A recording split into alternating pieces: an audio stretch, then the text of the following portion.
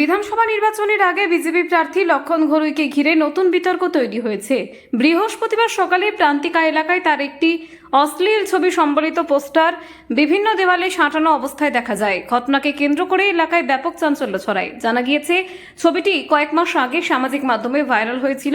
এবার সেই ছবি পোস্টার আকারে ব্যবহার করায় রাজনৈতিক উত্তাপ আরও বেড়েছে। লক্ষণ ঘরুই দাবি করেছেন, এটি সম্পূর্ণ বিরোধীদের চক্রান্ত এবং তাকে বদনাম করার উদ্দেশ্যে পরিকল্পিতভাবে এই কাজ করা হয়েছে।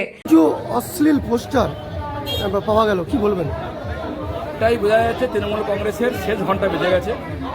কোনো ইস্যু নেই, কোনোভাবেই পেরে উঠছে না। তাই কী করে এই ছবি বার করে একটা বদনাম করার চক্রান্ত। মানুষ জানে লক্ষণ ঘরুই কী, মানুষকে সেবা করেছে। কোনো রাস্তা না পেয়ে, কোনো কিছু আক্রমণ না পেয়ে পরে কোনো কিছু আক্রমণ হচ্ছে না। তৃণমূল গোহারা হাতছে, বুঝে গেছেন। মমতাজি তার নিজের প্রার্থী বলে দিচ্ছেন, আমি প্রার্থী ওখানে, সেটাও কাজে লাগছে না। রাস্তায় ঝড় বইছে, বেরোলে পরে তাই যদি না পেরে পরে বদনাম করার চেষ্টা করে মানুষ জবাব দেবে। বাস্তব কি আছে? এই যে পোস্টার যেগুলো পাওয়া যাচ্ছে, কতটা সত্যতা কি রয়েছে এর মধ্যে? সত্য কোনো নিয়মাত্র সত্য কিসে?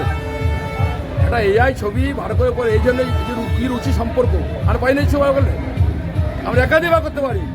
বুঝি মনে করি একাধিক ছবি আমার কাছে আছে, আমরা ওই রাস্তা নামতে পারবো না, ওই নিচে নামতে পারবো না। এরকম করে মানুষকে বিভ্রান্তি করার চেষ্টা হচ্ছে। ওই এআই ছবি বার করে প্রচার করে অত মানুষ বোকা নয়, মানুষ জানে তৃণমূল শেষ চলে যাচ্ছে। তাই কোনোভাবে আটকাতে হবে। দিদি প্রার্থী বলে দিচ্ছে আমার প্রার্থী, আমি ওখানে গইয়োকে জিতান, চাকরি চুরি হয়েছে আমি দেখে নেবো। এই যে নাটক চলছে, আর না পেরে কিছু না পেয়ে পরে এটা শুরু করেছে।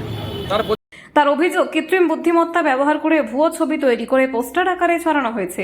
ঘটনাকে কেন্দ্র করে রাজনৈতিক মহলে তরজা শুরু হয়েছে। স্থানীয় প্রশাসন বিষয়টি খতিয়ে দেখছে বলে জানা গিয়েছে।